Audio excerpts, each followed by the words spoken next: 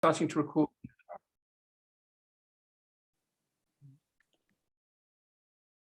So good evening, everybody from London.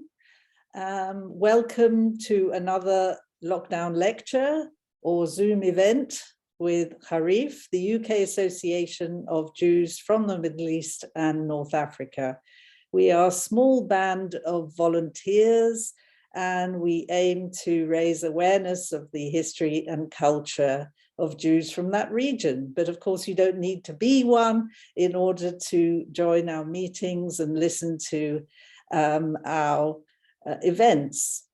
So for those who don't know Harif, you can sign up to our mailing list at www.harif.org. We send out regular mailings with login details to our Zooms. We've been Zooming for the last 2 years, I think since the beginning of the pandemic, and we must have done about 70 of these videos. Do check out our sister website, which is Point of No Return, and that keeps you up to date with the news. This session is being live streamed to our Harif Facebook page, and it is being recorded, and the recording will be uploaded to the Harif website within a couple of days. So if you would like to ask our guest any questions, please do write your questions in the chat, which is the button at the bottom of your screen. And after my conversation with our guest, you will be welcome to ask the questions, or we will read them out. So on to tonight's topic, which is heroic Helene of World War II. Thousands of Jewish refugees fleeing to Morocco from the Nazis were assisted by a young Jewish lawyer whose heroism is only now being evaluated. Helene Kazes Benatar put herself at risk to organize the safe passage out of Morocco of these refugees. So we are delighted to welcome tonight our guest, Hebrew University Emeritus Professor Raphael Israeli, and he has just published a book called Saviors in Jeopardy. Have I got it here? Oops. About Madame Kazes Benatar and other rescuers who risked their lives to save Jews during World War II. Professor Israeli was born in Morocco, and at the Hebrew University, he taught Chinese, Islamic, and Middle Eastern studies. And he's the author of over 70 books and many, many research papers and articles. So I'm delighted to welcome him to this Zoom. He is joining us from Jerusalem. Thank you very much, Rafi. Welcome. So I have lots of questions to ask you about your book. And I've put together a few slides, which hopefully we will be able to illustrate our conversation. And my first question is, who was Helene Kazes Benatar? Well, thank you very much for the introduction. I think you exaggerated a little bit with your praise. I must admit that I found myself praying to the Lord, oh God, forgive her for exaggerating so much, and forgive me for enjoying it so much. First of all, I have to correct something in your introduction, because this Helene Benatar we're going to talk about not only helped the refugees out of Morocco to continue to their destination, mostly to the Americas, but her first and most important feat is to let them into Morocco. Don't forget, we are here in a situation of war, world war. And you know, there is an old adage which says that war does not determine who is right. The war determines who is left. And what is left are mostly the victors on the one hand and refugees from the others. The rest are dead, unfortunately. And in this very complicated and unique situation, one then one must understand the unique role that this Kazes Benatar led. She was a lady, Jewish lady, who was born in the small but very dedicated Jewish community of Tangier. Now, at the time, Morocco was divided into the north, what is called the Rif Mountains, which was ruled by the Spaniards. And remember, at the time, at World War II, Spain was itself under the fascists itself, and therefore it was pretty close to the regime of the Nazis, together with the Italians. Those were the three fascist countries. Anyway, she was the first Jewish lady in modern Morocco, which became an attorney. She had an office and so on, but then before the war broke out, a branch of the International Red Cross was founded in Casablanca, and she moved there to Casablanca to be employed by the Red Cross. And because she was in that position in Casablanca, when she learned about the war and the beginning of the refugees and so on and so forth, her very fact that she was born in Tangier, of course, allowed her to keep current contacts with the Jewish families of Tangier, because Tangier was a very dedicated Jewish community, but very small, and they were quite wealthy, quite well-to-do, because of their particular situation. So when she heard about these Jewish refugees, she contacted the people of Tangier, because the first refugees flocked into Tangier first of all. And she learned about the independent committee to save or to rescue refugees that was established in Tangier. And as a matter of fact, she learned from that to the president, and she generalized that organization into the entire Morocco.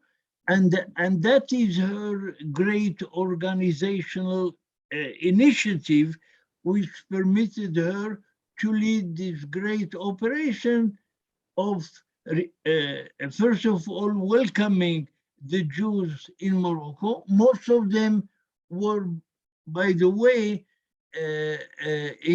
incarcerated in camps that the French mandate in Morocco established, because she could not personally absorb all of them.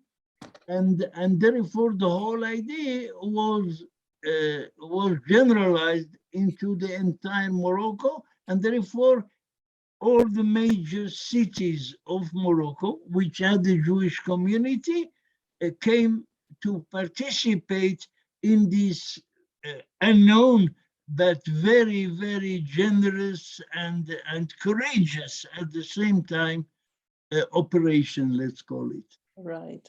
I think we'll share screen now. I've got a picture of your book, hopefully. There it is.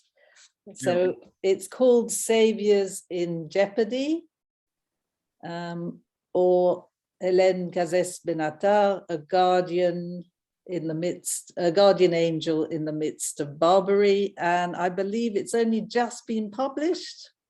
Is that right? Yeah, right. Yeah. A few weeks ago. Just a few weeks ago. So this is possibly the first time you're talking about this book. That's right. Yeah, wonderful. Next. So this is... That's a much better picture than mine, you see. No, I like yours. I think yours is great. So, yes. I'll tell you a secret. I retouched it and made it lighter. So she's looking extremely gracious here, and angelic. And moving on to the next slide. So, yes, you mentioned the refugees, and of course, the only thing that most people know about, yes, so this is Humphrey Bogart and Ingrid Bergman, and I put them up Casablanca. Casablanca was, of course, the film that was set in Morocco and concerned the arrival of these refugees, didn't they?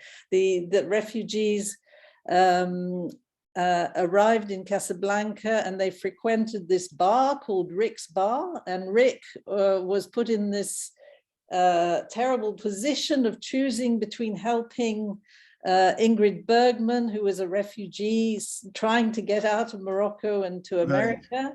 And of course, he'd fallen in love with her. So should he help her, or should he keep her for himself? That's right. Is that right?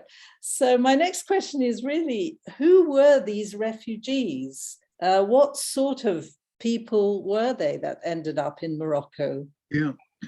Well, it was, as a matter of fact, a sort of representation of the entire European Jewry, mainly the areas that were occupied by the Nazis, because they knew if they didn't run away, and there was no country who gave them visas, America, everybody cut off the visas, then if they don't run away, they will be captured by the Nazis and sent to one of the camps.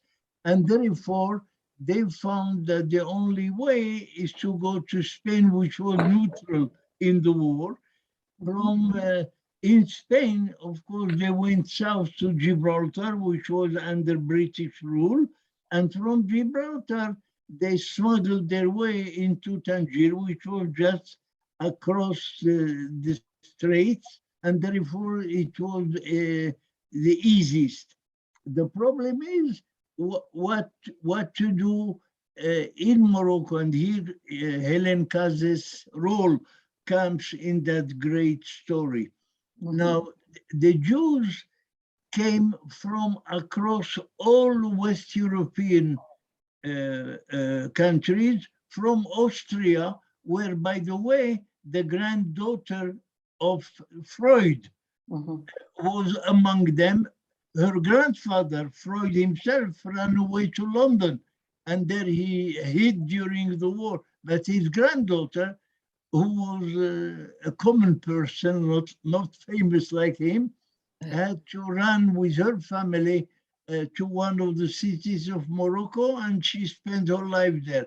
And you find common people from France, from Belgium, from Netherlands, in short, the places which were immediately threatened by the Nazis, because it took until the summer of 1941 for the great invasion of the Nazis to the east, to Poland, what we call today Eastern Europe, and Ukraine, and Russia, and so on. And the Jews who were attacked by the Germans in the east, they were, unless they were exterminated on the way as the Germans advanced, like Babi Yar in Ukraine and so on, they ran away into the Soviet Union, right into Siberia or to Central Asia, in all those stands like Kazakhstan and all that, and there were a lot of Jews who spent the war years in those remote places, and therefore they were saved. So Eastern Europe is where most of those 6 million Jews were caught and killed, but mainly Poland and Eastern Europe. But part of them came from the large Jewish communities of Western Europe, except for the British Islands, of course. But as I cited, the places, it was French-speaking mainly, because when they ran to Morocco, they know they could speak the language they knew. Yeah. So as a matter of fact, you had really large variety of Jews, common Jews. There were also businessmen who lost their business and ran and restarted something in Morocco and then on to America, where they became very successful after the war. But Yeah. we are talking about this period of time where the Germans conquered Western Europe. That's where most of the Jews came. By the way, most, or not most, but many young people among those Jews, they volunteered to the French army to fight the Nazis when the war started. But when France was defeated, they turned into stateless because their country was either occupied by the Germans in the north or by the Vichy government in the south, which kept independence, so to speak. But as a matter of fact, they persecuted the Jews exactly like in the French or in the France, which was occupied directly by the Nazis. Yes. So this is the wider picture of what took place there. Right. And some of them ended up in internment camps and work camps, didn't they? Next slide. Oh yeah. Now, Yes. here we go into the organization of the refugees or the rescue of the refugees. So you see here on the map in the north, on the left, Spanish Morocco. That's where, on the tip of it is Tangier. That's where it started. But then they spread all over the cities in all Morocco. And thousands and thousands. It's very difficult to evaluate exactly what, but all in all, apparently some 30,000 or more, or perhaps 40,000 Jews were rescued by the very fact that this organization or committee to rescue Jewish refugees. By the way, Helene Benatar was very generous and very humane in the sense that many non-Jews who came in groups with the Jewish refugees were also taken in, because she couldn't, of course, make the difference. We have in this day the same dilemma in Jews of the Ukraine who are running away, and there are many non-Jews who come with them because you cannot take one and reject the other. Yeah. And can you give me examples of how Helene helped these refugees? Can you give me practical examples? All right. So about, according to my estimate, perhaps half of those Jewish refugees who arrived mainly through the Casablanca to the port. That was a major port city, or they arrived to Tangier, and when it became too many for the capacities of the tiny Jewish community there to absorb all of them, they helped them to land there when they smuggled their way through the straits. And then, according to the possibilities that Helen Casas and her organization chartered according to their experience with very Jewish communities, they sent or channeled every individual or family to a family which was ready to accept them in their houses. And there were extraordinary acts of people who accepted entire families for some time, since the opening of the war until the end of 1941, when the torch operation of the American landing in Morocco started to ease this situation. Right. But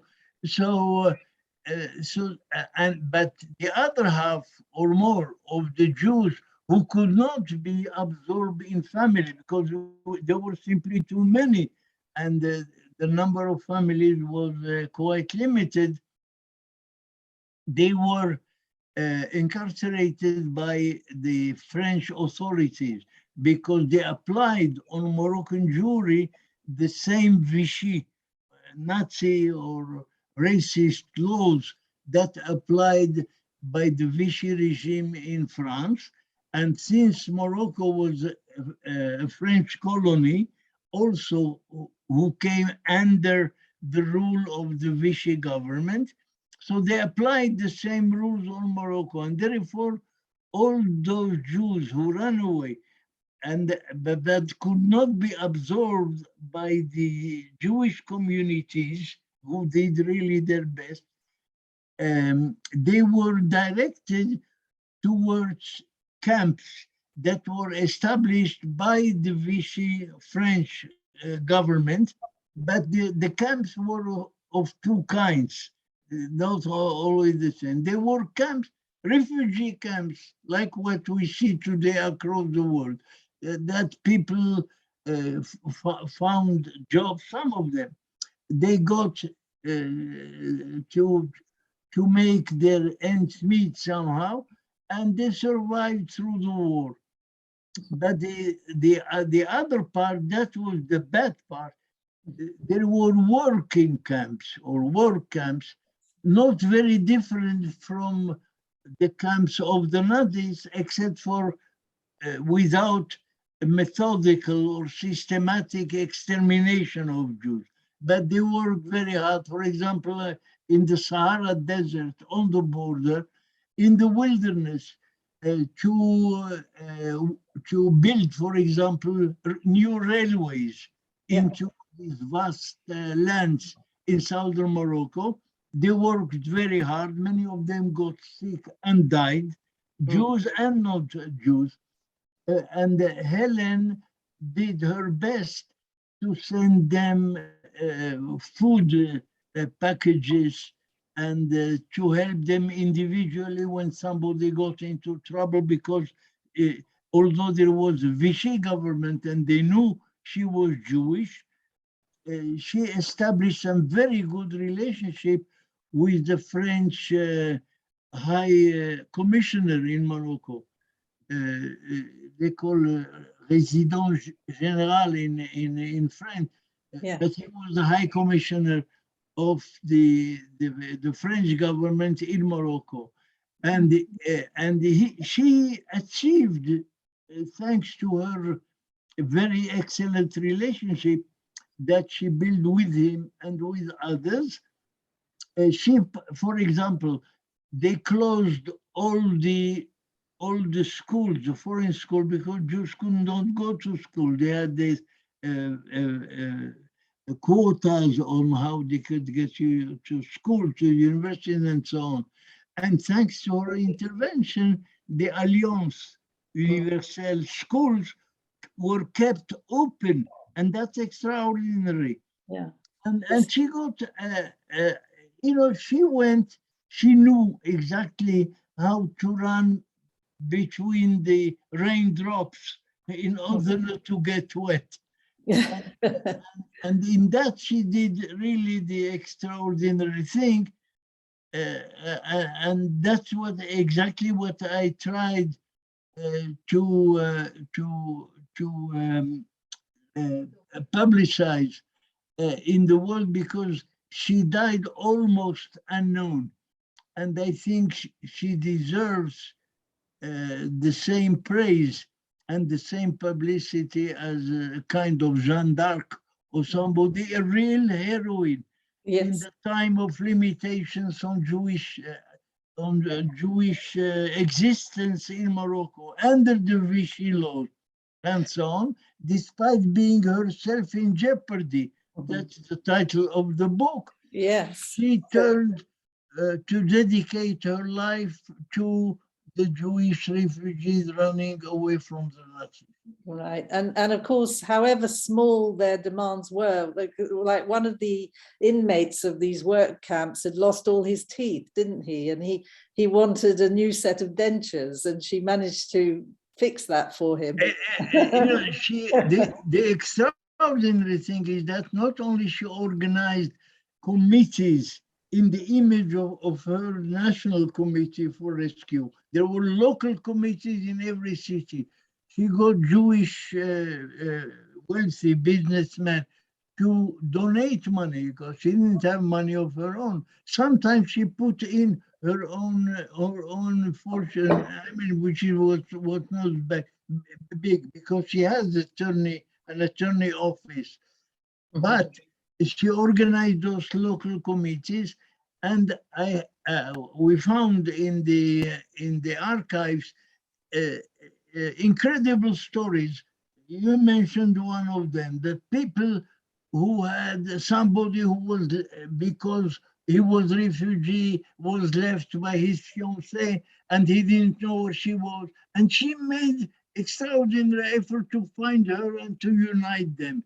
I mean, people like that, you say, where in the world did you find the time, the energy, and the means to take care of personal problems or crises, or families who did not go along with people who came to seek refuge for them? There were, people are not easy, and there were people who lived in wealth and comfort in Europe, and suddenly they find themselves confined to one room that was given to them as a refuge and so on, and they did not accept it.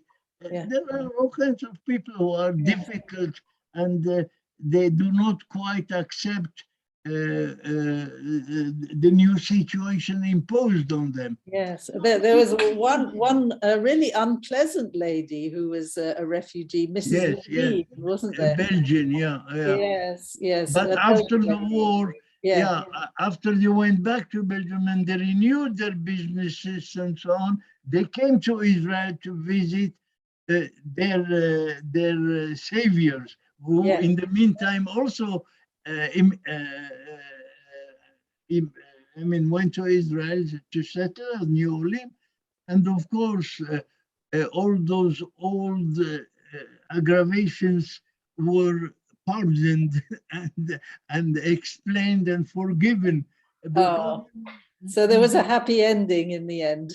There were many of those things. Even people came from South America, because after Morocco, when they could, after the American occupation and so on, she worked very hard to get visas for no country, and she got many visas arranged from the United States, Canada, and South American countries, Argentina, Venezuela, and others. Excellent. And after the war, they came all the way to Israel to meet with their saviors. There were some extraordinary, very close, very intimate relationships, and there were even marriages between and the Moroccans who saved their lives. Extraordinary things happened, but people are getting old. Yes. As we know personally. And people go their way, but we know documented examples where even the descendants of those who were refugees, we are talking about third generation, kept in close contact in memory of what their parents did, Yeah, offered, or suffered, yeah. depending on their status in that situation. That's wonderful. So you make comparisons in the book with other saviors, like, for instance, Chuani Sugihara, the Japanese Right. diplomat, and also the Portuguese diplomat, That's right. Aristides de Sousa Mendes. Right. Right. What I really want to know is, how far was she at risk? I mean, how far did she put herself at risk?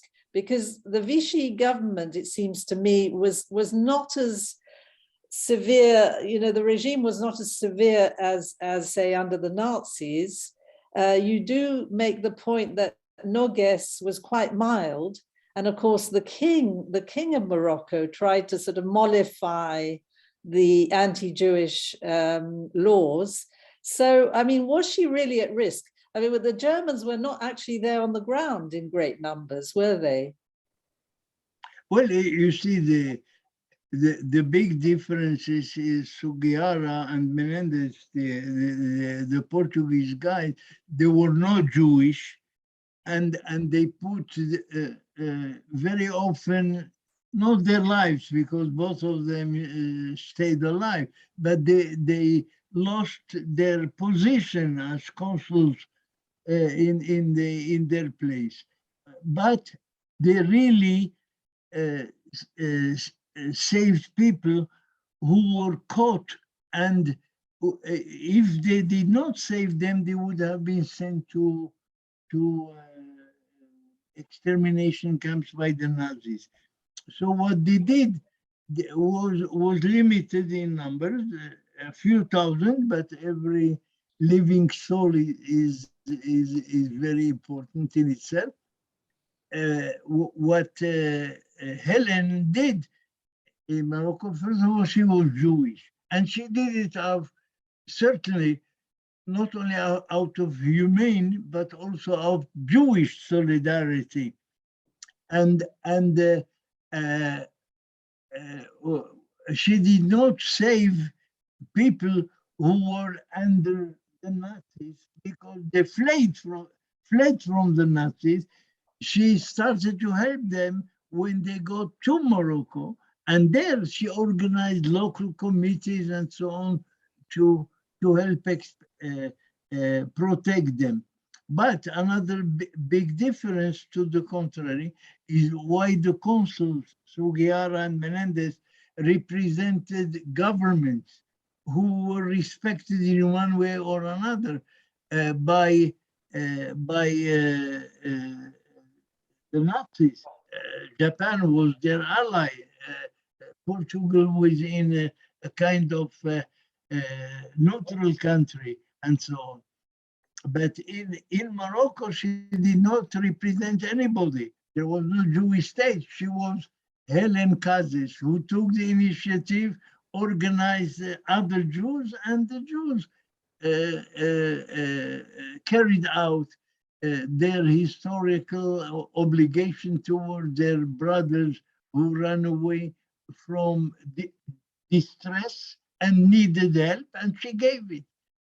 So I wanted to draw the differences because anybody who said Nazis, so he is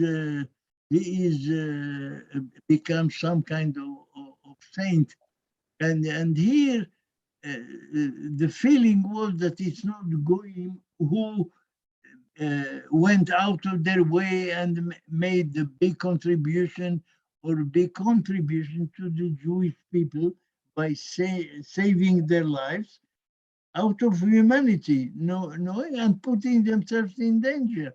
Mm-hmm.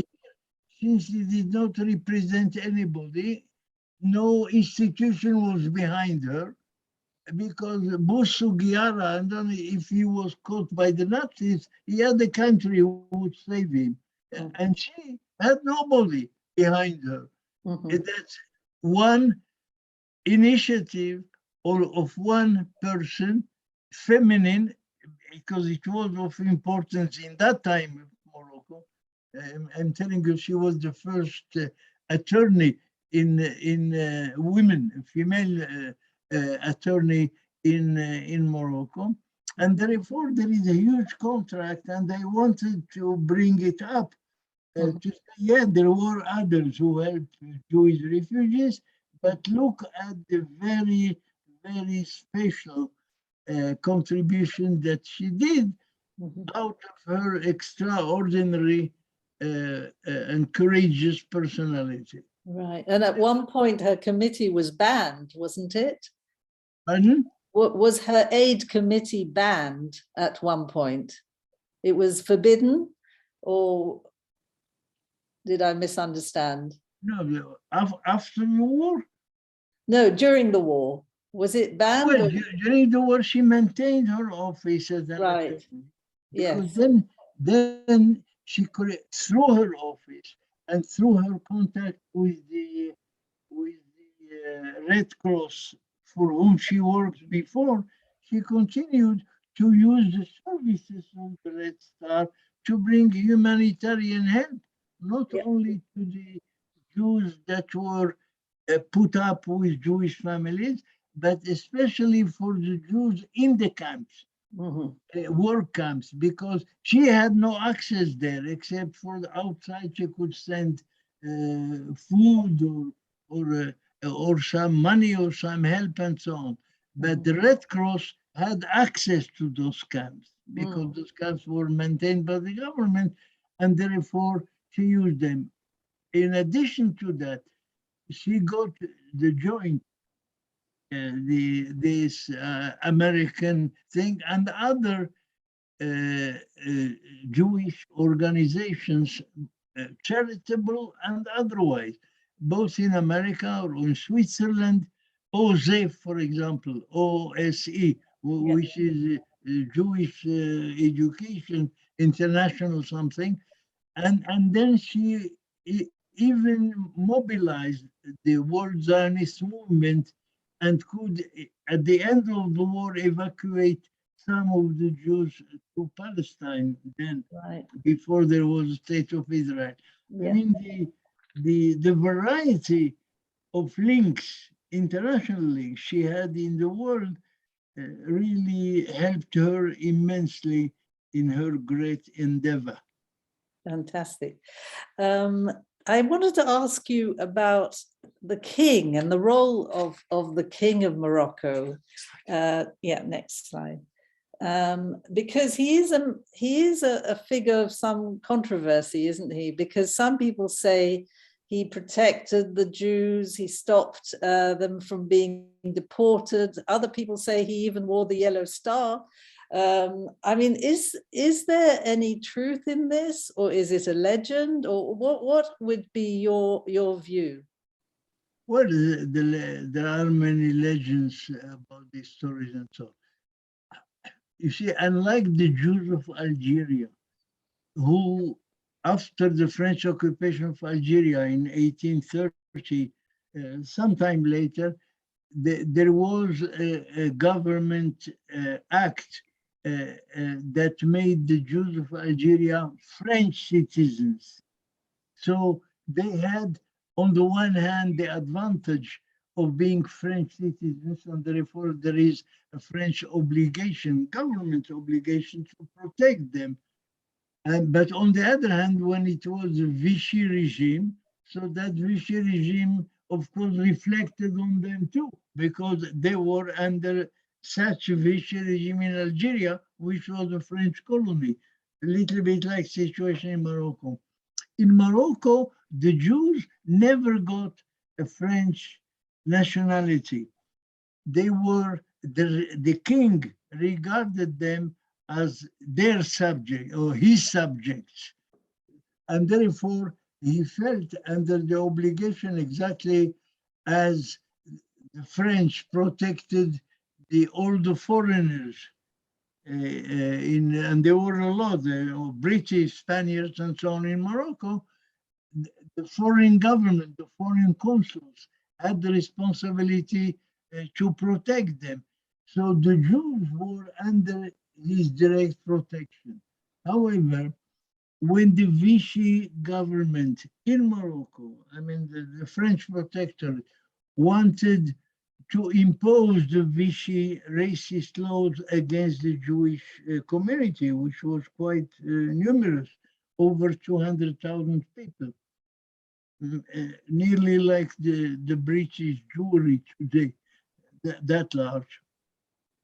They imposed those laws, of course, against the Jews and so on, and it needed his signature because he was their sultan, their king. They were his subject, and therefore, without his signature, they cannot impose the Vichy laws.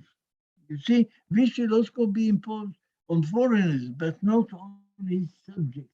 And therefore, they brought the edict of the king to impose the Vichy laws.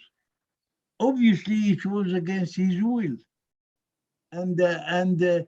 But anything the French High Commissioner wanted in Morocco to impose in Morocco, because officially it was what is called the Sharifian government in Morocco under the king. The king was there. Mhm. And therefore, officially, they needed his signature. And he said, the Jews, I protect the Jews because they are my subject. But, of course, he was forced by the High Commissioner to sign. Mhm. But you know, this is on the one hand. He has no choice and he signed. But the order was signed, of Vichy law signed by the King of Morocco, whom the Jews of Morocco, many of the Jews of Morocco who don't know this history, still praise today that he was the generous king who protected them and so on, and they worship him to this day. And I think they are wrong, but that's another story. Because I compare it, take the king of Denmark. He also had a Jewish community. And Denmark was occupied by the Nazis directly, not by the French, the Vichy. The Nazis directly. And they also would impose the racist school and the racist laws, and even send the Danish Jews to the camps, Germany, like the others did. But the king of Denmark organized or helped to organize this smuggling out in one night of all in private boats of most of the Jews of Copenhagen to Sweden. Yeah. The king of Morocco didn't do that. He could also revolt that they cannot kill him or arrest him. So he signed because he said, I'm obliged. So it depends how you judge that. You can be generous and understanding, and you can say, well, look, the king of Denmark did something more courageous. He was more courageous than that. Yeah, I also want to ask you, next slide, about We've got this question from Ralph. what happened after the Vichy government was defeated, when the Allies reconquered North Africa with Operation Torch, beginning in November 1942. Yes. And you would have expected the Vichy laws to have been abrogated at that point. Go back. But they were not. They were not immediately. Not immediately, because here there was this the French High Commissioner, Nogues General. They were usually generals who come one after the other and became the High Commissioners of the government. So he was, because he came to some kind of understanding with the Americans that they will suspend the Vichy laws, but because of their internal problems, for example, the Muslim majority in Morocco would be opposed to canceling those laws. So they will do it gradually, and they did. So ultimately, those laws were abrogated, but it took time, and not immediately upon the landing of the Americans, but it took, let's say, a year. And little by little they were released because many of the Jews worked for the Americans who landed in North Africa and were employed by Americans. And the Americans said, look, my employees cannot be threatened of racist laws. And therefore there was some mechanic or some system which little by little not only alleviated that burden on the Jews, but they also little by little also released the people incarcerated in the camps when the Vichy government, and then from that point on, while the war was still going on, the people who wanted to continue the road towards South America as well started to flock out of Morocco from their situation of rescued refugees. Right, but the people were interned up until 1945. Professor Kerim has reminded us. Sorry, 1944. So a full year after Operation, a year and a half after Operation Torch. Yeah, and and you do mention in your book that there were pogroms, or there was a violent riot in January 1943, wasn't there? Yeah, look, those who found their way, they got visas and left. They left little by little while the war was going on. Another part of them were recruited by the De Gaulle Free France and into his army, because the first army where they had volunteered during the war, but France was defeated, they ran away as refugees to Morocco. Now they find that they could be recruited to the French Free Forces and go with the goal to fight for regaining their territory. Right. Others settled in Morocco and started businesses and so on. And yet others, when all Western Europe was relieved from the Nazi occupation, they went back to yes, places. So there is a large variety of possibilities. Right. Some immigrated, some returned home, some stayed. Yes, so and this is after the Allied reconquest, liberation of North Africa. Right. So there was the sort of relief agencies took over Helene Cazès Benatar's work in a way, didn't they? The Joint and other agencies.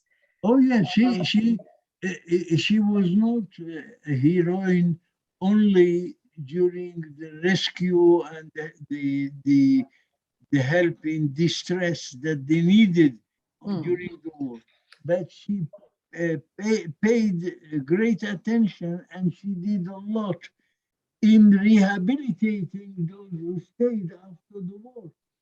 First of all, she helped those who wanted to continue their way to South America, and there were a lot which I did not include in the book. It would be too much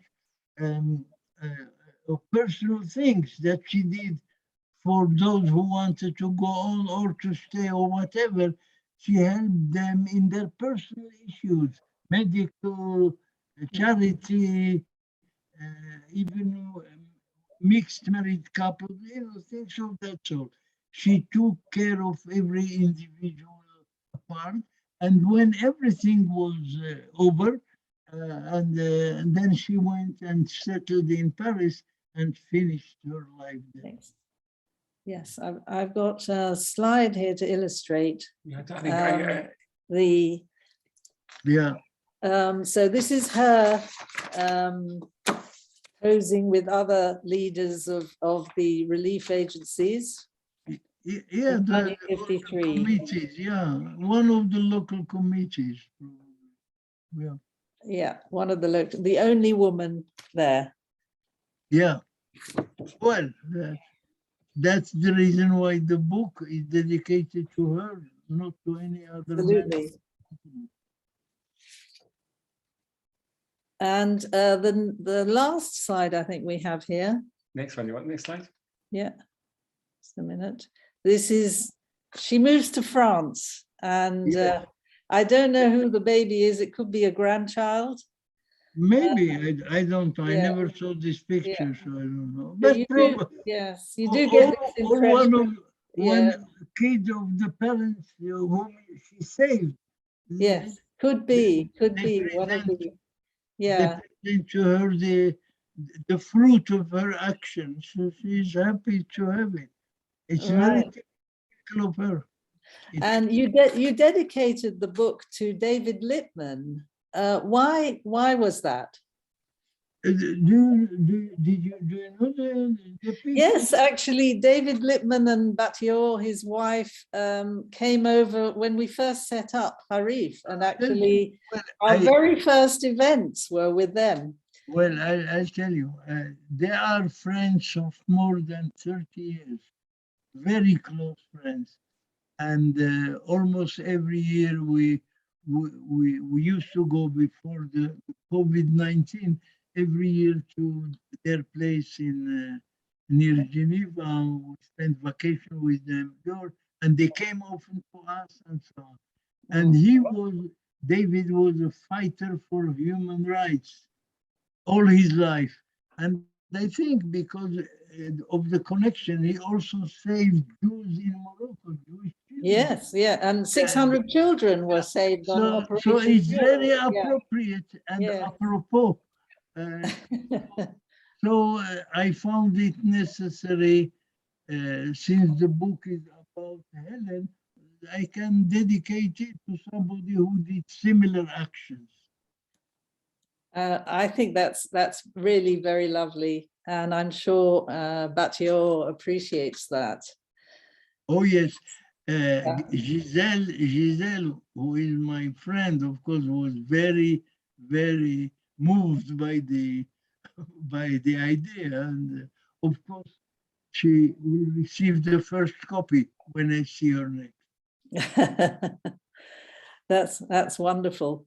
Okay, well, if you have any questions for Rafi, please do write them in the chat. I know we have certain comments here. Perhaps we can let Professor Kerem actually speak in person. We'll find him, because Professor Kerem obviously is an expert on this. I've asked you to unmute, Professor Kerem. Yeah. Oh, wait, they want, hello? Hello, yes, we can hear you. Yeah, right. So even though the United States, so to say, liberated Morocco in Operation Torch, as you know, and as Rafi wrote, and we know though, they kept the Vichy regime in place, as opposed to what Michal talked about in the chat, that they liberated all the people at the end of 43. From the trial, we have testimonies of people who are still in forced labor in 1944. That's right. I said that it took a long time. So they're open questions. I mean, the whole, it sounds bizarre. It sounds prosaic. The whole thing. Well, you would think that people would be liberated, but they weren't. They lost their property. And then the people are still in forced labor. And then you had the riots. So you think the king toyed with the riots. He initiated riots with it in the first 2 months, but he saw it wasn't worth his while. He also fired 60 Jewish employees, but he saw that it wasn't worth it, wasn't worth his reputation, and he rehired them. And then there were a few riots afterward, but that's not so well documented. But it is the Holocaust. And what's interesting, there was recently a dig in Sobibor for 10 years. And they have 400 ornaments of Moroccan Jews from France, of course, deported to Sobibor and obviously annihilated. None of those people survived the revolt. So the picture is greater. Of course, no Jews from Morocco were deported to the death camps, not from Morocco. You had a small number from Tunisia. Tunisia. But, yeah, that's all I have to say right now. Yeah, okay, that's great. Can we go to Michal Ben Yaakov, because I believe that she virtually discovered Helene Kazes Benatar. She actually wrote a book before you did. It's quoted in my book. Yes, can you tell us a little bit about what drew you to this subject and why you wrote the book? Well, actually, I wasn't planning on speaking tonight, but since you asked, something like 40 years ago, I wrote a master's degree at Hebrew University in Jerusalem on American Jewish efforts on behalf of North African Jewry during the war period. And this was in 1979, 1980. And 2 years prior to her death in 1979, Helene Kazes Benatar had agreed to have her archives transferred to archives in Jerusalem, the Central Archives of the History and the Jewish People. So I was, Shalom Barachel sort of was, I think he was instrumental in that, and he wrote a short introduction. So actually I was one of the first people to go through her archives, and that together with documents from the joint, from the JDC, I wrote a long chapter on her activities, but not relating to her as facilitating the JDC's activities. And then from there, I went on to other things. And then like about 10 or 15 years later, everybody started to be interested in North Africa and during the war and during the Holocaust period, without getting into any politics there. So I went back to my research, this time focusing on Helene Benatar, and particularly looking at gender aspects that I believe that her being a woman gave her a certain, allowed her to do certain things, and she was able to attain cooperation that most men are not able to do or didn't do. So that was my work. And then I continued afterwards on her activities together with immigration of Jews from Morocco in the 1950s to Israel, her activities in Libya at the end of the 1940s, together with the Jewish Agency. Yeah, well, thank you very much for this very useful remarks and complimentary to what I said. Thank you. Yes, it jives with what you've spoken about. Looking forward to seeing your book. Yes. So, Rafi, can you tell us how we can get hold of your book? I think you have the email I sent you of the publisher. Yes, it's strategic. It's on Amazon. Right. Yes. So you can get it. Of my books are in Amazon, so Yeah. this one will be there too. I think. Right. But if you want, I can send you the email.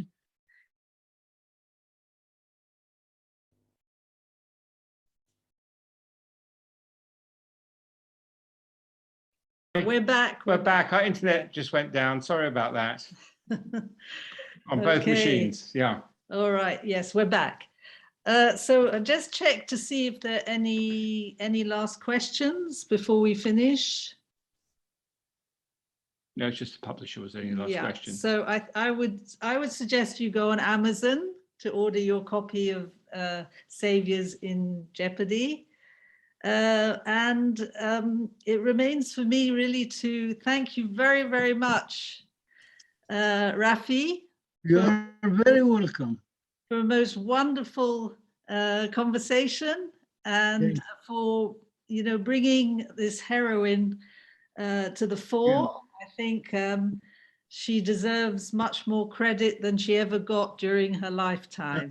I think so. And thank you for your good questions, which elicited good answers. Thank you.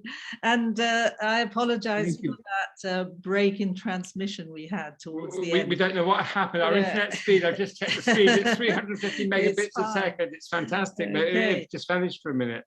So Thank just to tell you that we will be broadcasting again in another 2 weeks' time. We will have Matthias Kunzel with us to talk about the Nazis and the Middle East. So continuing the theme a little bit of Okay. Nazism.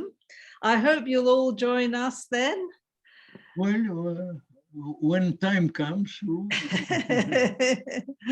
Thank you very much. No, Okay, well, thank you. Right, I will stop recording in a minute, and then I will allow everyone to do as usual, say hello and And unmute. unmute. Right, recording finished.